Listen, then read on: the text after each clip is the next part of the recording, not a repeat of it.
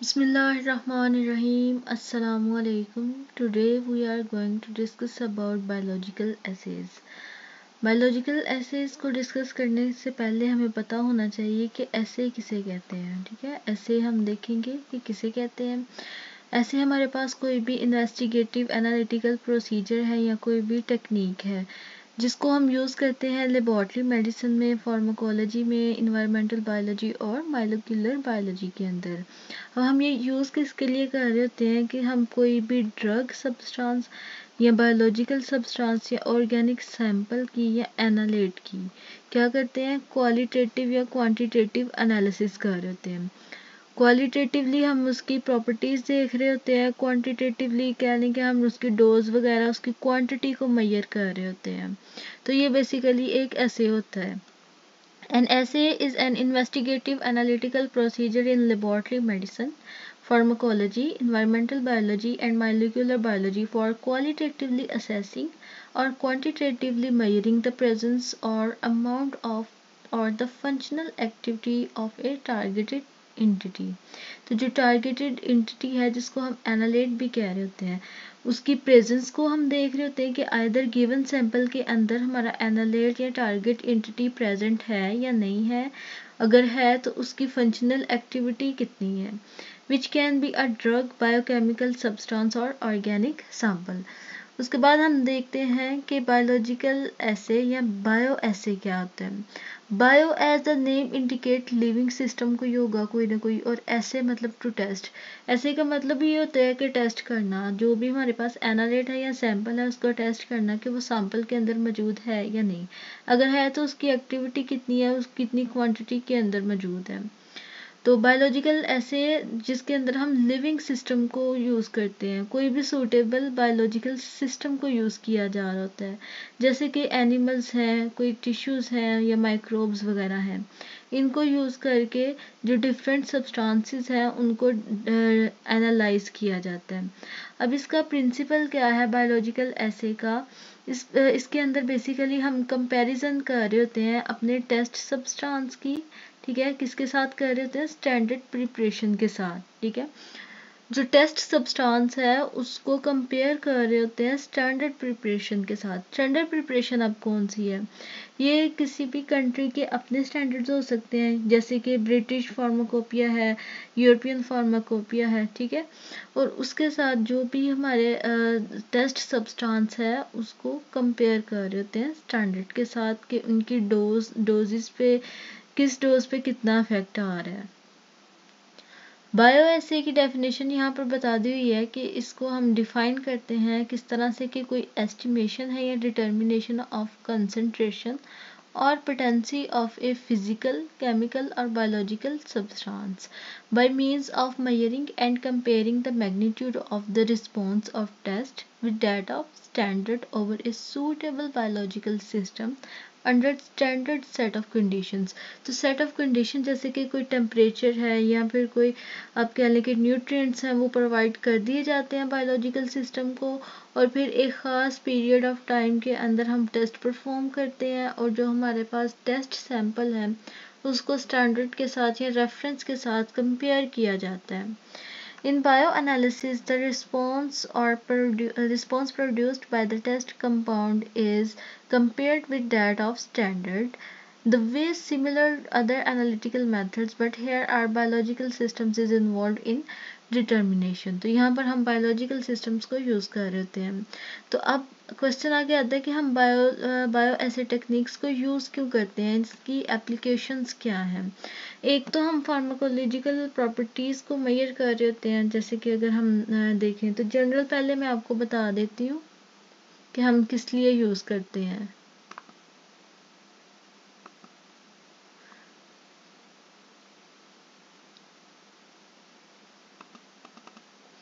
तो इसके अंदर एक ऐसे जो कॉम्प्लेक्स मॉलिक्यूल्स होते हैं उनकी डोज को मेजर करने के लिए, ठीक है, उनके स्ट्रक्चर को मेजर करने के लिए, ड्रग्स और वैक्सीन्स वगैरह को स्टैंडर्डाइज करने के लिए, ठीक है, कंसंट्रेशन को डिटरमिन करने के लिए, ठीक है, to determine the concentration and potency. Potency हमारे पास क्या होती है कि मतलब एक ख़ास अमाउंट ऑफ सब्सटेंस कितना इफेक्ट प्रोड्यूस कर रहा है, ये हमारे पास पोटेंसी होती है।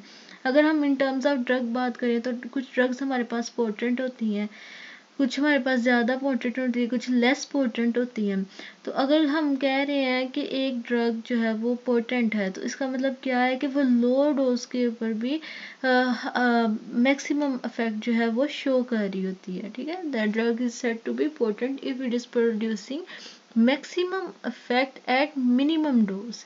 ठीक है, यहाँ पर आगे इन्होंने ब्रैकेट में बता भी दिया कि potency is a term which denotes activity of compound per molecule basis. ठीक है, एक्टिविटी बता रहा होता है इसकी क्या, जो फार्माकोलॉजिकल एक्टिविटी कह लो, फिजिकल एक्टिविटी या chemical activity of the compound per molecule basis.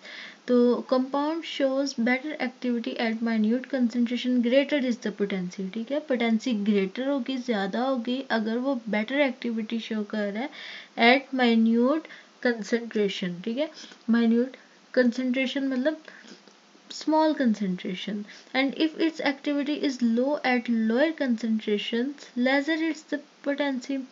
फिर हमारे पास कह रहे हैं कि हम क्यों यूज़ करते हैं बायोलॉजिकल एसे को, to standardize drugs, vaccines, toxins और poisons.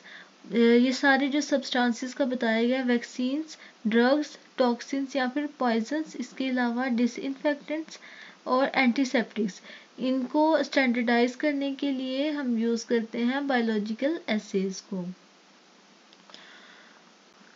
These are also help determine the specificity of a compound to be used। ठीक है, स्पेसिफिसिटी बता रहे होते हैं, लाइक पेनिसिलिन है, तो पेनिसिलिन जो है वो ग्राम पॉजिटिव जो बैक्टीरिया है, ग्राम पॉजिटिव जो ऑर्गेनिजम्स हैं, माइक्रो ऑर्गेनिज्म, उनके अगेंस्ट इफेक्टिव है, लेकिन ये ग्राम नेगेटिव के अगेंस्ट इफेक्टिव नहीं है। तो हमें ये कैसे पता चला है, बायोलॉजिकल टेस्टिंग करके। ठीक है, testing of infected patients sputum help determine which antibiotic is given for quick recovery. एक पेशेंट है हमारे पास, हमने स्पूटम लिया है, वो सिक है पेशेंट, इन्फेक्टेड है, उसको इन्फेक्शन हुआ हुआ है, तो उसका स्पूटम लेंगे और उसके ऊपर हम टेस्ट करवाएंगे कि कौन सी एंटीबायोटिक हमें मैक्सिमम इफेक्ट शो कर रही है। जो कॉम्प्लेक्स सब्सटेंसेस होते हैं, कॉम्प्लेक्स कंपाउंड्स होते हैं, जैसे कि विटामिन B12 है, जिनको हम सिंपल ऐसे टेक्निक से एनालाइज नहीं कर सकते, उनके लिए हम बायोलॉजिकल ऐसे या बायो ऐसे यूज़ कर रहे होते हैं। ठीक है, और ऐसे सब्सटेंस जिनकी केमिकल ऐसे पॉसिबल नहीं है, उनके लिए हम बायोलॉजिकल ऐसे कर रहे होते हैं। ड्रग की टॉक्सिसिटी को देखने के लिए हम बायो ऐसे करते हैं, और जब हमें high sensitivity of drug require होती है तब बायोलॉजिकल ऐसे को परफॉर्म किया जाता है। बायोलॉजिकल ऐसे जो है वो ड्रग डेवलपमेंट प्रोसेस के अंदर एक एसेंशियल पार्ट है, एक एसेंशियल हिस्सा है। The precision, accuracy and reproducibility are depends on proper selection of tissue or method with highest sensitivity of drug।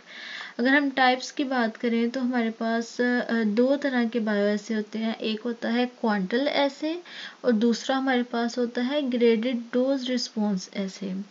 Quantal ऐसे के अंदर ऑल और नॉन रिस्पॉन्स होता है in all individuals.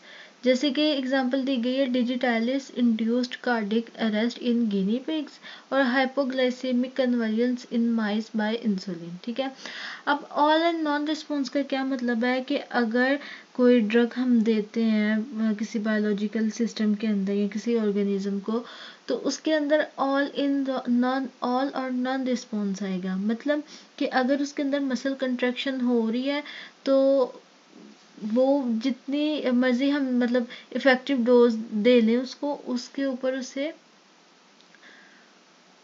Muscle convergence या कंट्रैक्शंस होंगी। ठीक है, या फिर अगर कार्डिक अरेस्ट हो रहा है तो गिनी पिग्स के अंदर, तो वो यानी कि सारे इंडिविजुअल्स के अंदर होगा। ठीक है, अब इसको हम कंपेयर करके पढ़ते हैं ग्रेडेड डोज रिस्पॉन्स के साथ। लाइक ग्रेडेड डोज रिस्पॉन्स के अंदर क्या होता है कि जैसे जैसे हम डोज को इंक्रीज करते हैं उसका इफेक्ट भी इंक्रीज हो जाता है। ठीक है, जैसे जैसे डोज को इंक्रीज करेंगे ड्रग का इफेक्ट भी इंक्रीज होता जाएगा। लेकिन क्वांटल डोज के अंदर क्या है कि या तो इफेक्ट आएगा, या तो मसल कंट्रैक्शंस होंगी या फिर नहीं होगी, या कार्डियक अरेस्ट होगा या फिर नहीं होगा, डेथ होगी या फिर वो जिंदा ही रहेगा। तो इस तरह से जो है ना वो ऑल और नॉन रिस्पॉन्स को देखा जाता है। ग्रेडेड डोज रिस्पॉन्स के अंदर जैसे कि मैंने बताया कि डोज को स्मॉल इंक्रीमेंट्स के अंदर इंक्रीज किया जाता है और फिर उसका इफेक्ट देखा जाता है कि क्या क्या इफेक्ट्स आ रहे हैं बॉडी के ऊपर, ठीक है। और ये जो ग्रेडेड डोज रिस्पॉन्स है ये एक टाइम के ऊपर जाके वो लीनियर हो जाएगा ग्राफ, यानी कि जैसे जैसे अगर इधर ग्राफ अवेलेबल हो तो आपको मैं दिखाऊं, ये देखें लॉग डोज है और रिस्पॉन्स है, ठीक है। तो जैसे जैसे हमने डोज को इंक्रीज किया है उसका रिस्पॉन्स भी इंक्रीज हो रहा है। लेकिन एक टाइम ऐसा आएगा कि आप डोज को जितना मर्जी इंक्रीज कर दो लेकिन उसका जो रिस्पॉन्स है वो इंक्रीज नहीं होगा, क्योंकि वो अपनी मैक्सिमम लेवल तक पहुंच गया। फॉर एग्जांपल कोई कैटालिटिक रिएक्शन इन्वॉल्व है, एंजाइमेटिक रिएक्शन इन्वॉल्व है इसके अंदर, तो जब सारी के सारी एंजाइम साइट सैचुरेट हो जाएंगी ड्रग के साथ, एंजाइम्स ही नहीं होंगे मजीद इफेक्ट प्रोड्यूस करने के लिए, जैसे कि हमने पढ़ा भी हुआ ये पहले इफेक्ट भी, कि जब हमारे पास एंजाइम ही नहीं बचेंगे तो मजीद इफेक्ट भी नहीं आएगा, ठीक है। अब मेथड्स अगर हम देखें तो मेथड हमारे पास क्या है, एक हमारे पास मैचिंग पॉइंट है, ठीक है। मैचिंग पॉइंट और ब्रैकेटिंग ये दो अलग अलग मेथड्स हैं, ठीक है।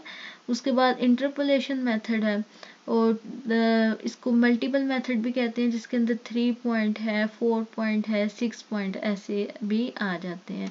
तो ये डिफरेंट मेथड्स हैं जिसके अंदर हम टेस्ट को स्टैंडर्ड के साथ कंपेयर कर रहे होते हैं, ठीक है। इंटरपोलेशन ऐसे जैसे कि नाम इसका बता रहा है कि हम ग्राफ प्लेट करते हैं और टेस्ट को और स्टैंडर्ड को कंपेयर कर रहे होते हैं। सिमिलरली 3 पॉइंट 4 पॉइंट ये जो है ना जैसे जैसे इसके पॉइंट्स बढ़ते जाते हैं इसको हम कहते हैं मल्टीपल ऐसे, तो इसके अंदर एक्यूरेसी जो है वो ज़्यादा होती जाती है।